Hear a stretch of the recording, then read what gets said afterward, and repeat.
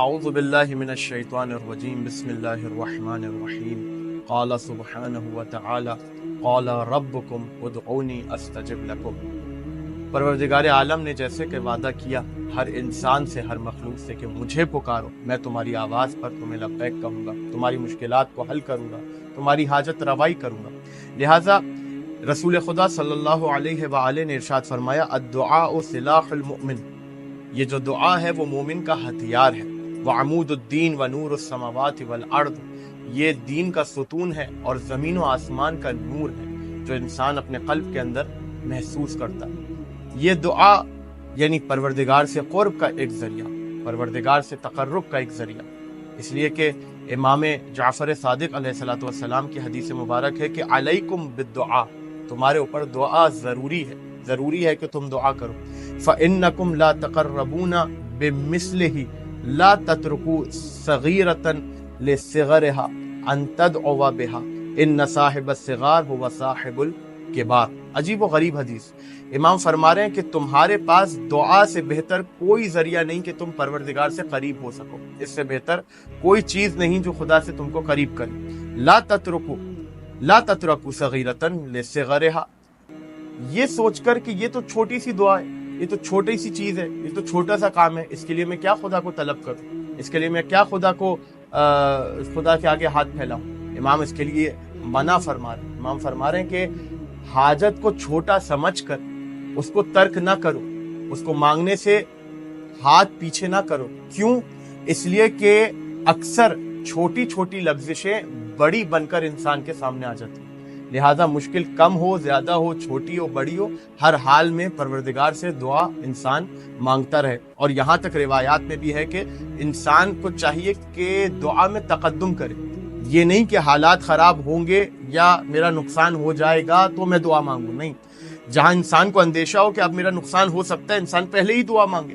امام فرماتے ہیں یہ جو تقدم ہے تمہارا، معصومین کی روایات میں مفہوم روایت کہ یہ جو تقدم ہے یہ تمہیں بلاؤں سے بچائے گا، اس لیے کہ بلا نازل ہونے کے بعد اگر انسان دعا کرے تو وہ فائدہ نہیں پہنچاتی۔ اسی طرح دعا کی قبولیت کے لیے، دعا کو پروردگار کی بارگاہ میں درجہ قبولیت تک لے جانے کے لیے ایک سب سے اہم چیز جو سب سے اہم کردار ادا کرتی ہے وہ ہے رجوع قلب اور یقین۔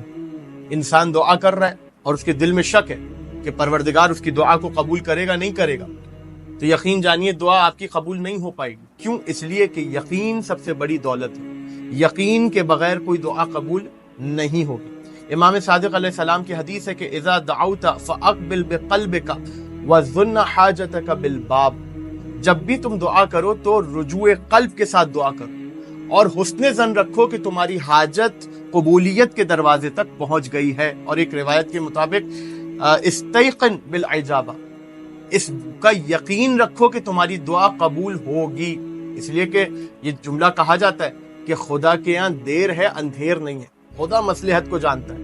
مطلب ایسی اگر خدا کہہ رہا ہے کہ میں تمہاری دعا کو قبول کروں گا تو انسان سوچے کہ پروردگار جب خود وعدہ کر رہا ہے کہ میں دعا کو قبول کروں گا تو ایسا ہو سکتا ہے کہ دعا رد ہو جائے۔ خدا جس چیز کا وعدہ کرے وہ چیز کبھی رد نہیں ہوگی، اس کے مخالف کبھی کچھ نہیں ہوگا۔ اللہ نے وعدہ کیا ہے، یقیناً دعا قبول ہوگی، واقعاً دعا قبول ہوگی، لیکن انسان کو یہ نہیں سوچنا چاہیے کہ جیسے میں چاہتا ہوں ویسے میری دعا قبول ہو۔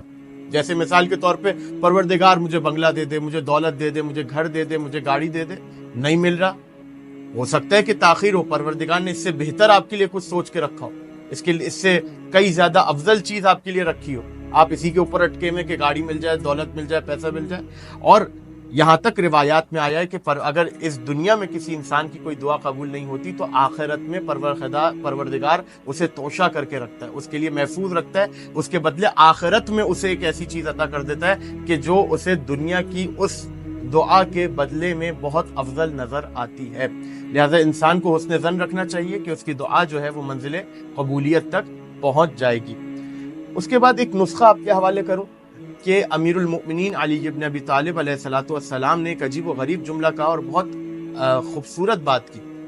نہج البلاغہ میں ارشاد فرماتے ہیں اذا کانت لک الی اللہ سبحانہ حاجۃ، اگر تمہیں اللہ سے کبھی کوئی حاجت ہو، فابدأ بمسألۃ الصلاۃ علی رسول اللہ صلی اللہ علیہ وآلہ ثم سل حاجتک، امام فرماتے ہیں کہ اگر تمہیں کبھی خدا کی بارگاہ میں کوئی حاجت ہو تو پروردگار سے دعا کرنے سے پہلے، حاجت رکھنے سے پہلے اپنے رسول پر، اللہ کے رسول کے اوپر، ان کی آل کے اوپر درود پڑھو، اور پھر اس کے بعد اپنی حاجت کو طلب کرو، اور پھر اس کے بعد انتہائی خوبصورت جملہ امیر فرماتے ہیں فَإِنَّ اللَّهَ أَكْرَمُ مِنْ أَنْ يُسْأَلَ حَاجَتَيْن فَيَقْتَضِيَ إِحْدَاهُمَا وَيَمْنَعَ الْأُخْرَى۔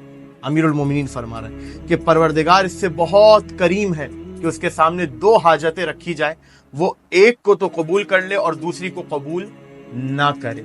لہٰذا انسان کو چاہیے کہ جب بھی وہ دعا کرے سب سے پہلے درود پڑھے اور پھر اس کے بعد دعا کرے، اس لیے کہ درود تو وہ دعا ہے کہ جس کو پروردگار کسی صورت جیسے ہی انسان نے درود پڑھا، پروردگار اسی وقت اس کی اس دعا کو اللہم صلی علی محمد و آل محمد، اس دعا کو پروردگار فوراً قبول کرتا ہے۔